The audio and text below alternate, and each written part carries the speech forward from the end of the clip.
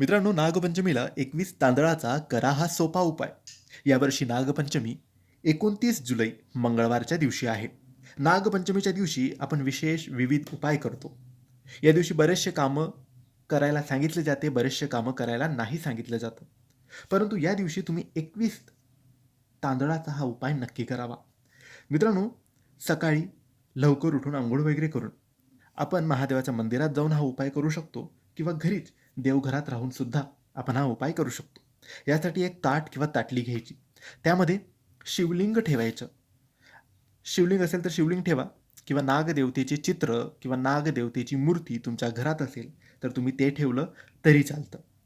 त्याच्यानंतर तुम्ही 21 तांदळाचे अखंड दाणे घ्यायचे आहे, जे कुठूनही तुटलेले फुटलेले नसायला पाहिजे असे 21 तांदळाचे दाणे घ्यायचे आहेत.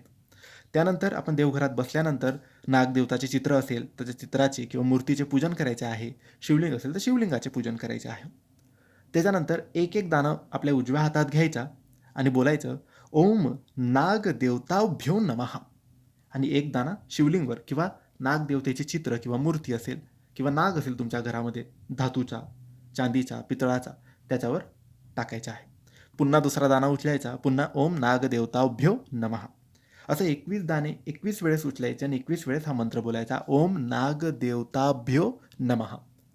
हे 21 दाणे आपण तसे मंत्र बोलून शिवलिंगवर किंवा नागदेवतेच्या फोटोवर, मूर्तीवर किंवा धातूच्या तांबा पितळाच्या नागावर आपण टाकायचं आहे किंवा मंदिरात जाऊन केलं तरी चालेल. हे सगळं झाल्यानंतर आपण प्रार्थना करायची आहे नागदेवतेला, की आमच्या घरावरून, आमच्या कुटुंबावरून सगळ्या बाधा दूर कर, काल सर्पदोष दूर कर, पितृदोष दूर कर आणि आम्हाला सुख सौभाग्य लाभू दे. आणि त्याच्यानंतर नमस्कार करून तिथून उठायचं आहे. ते दिवसभर तसंच राहू द्यायचं जी आपण पूजा केलेली आहे. दुसऱ्या दिवशी ते 21 दाणे तांदळाचे वाहत्या पाण्यामध्ये, जवळच्या नदीमध्ये, तलावात प्रवाहित करायचे आहे. पाणी नसेल, वाहतं पाणी नसेल, नदी तलाव नसेल तर कोणत्याही झाडाच्या खाली ते टाकून द्यायचे आहे. अशा रीतीने हा उपाय तुम्हाला 29 जुलै नागपंचमीच्या दिवशी पूर्ण श्रद्धेने, मनोभावाने, विश्वासाने करायचा आहे. करून बघा. पत्रिका सुदृढ होते, शक्तिशाली होते, सर्व दोष बाधा दूर होतात, मुलांची प्रगती होते, घरादाराला सुख सौभाग्य लाभते. ही माहिती आवडली असेल तर लाईक आणि शेअर करा. कमेंट्समध्ये श्री स्वामी समर्थ लिहायला अजिबात विसरू नका. धन्यवाद.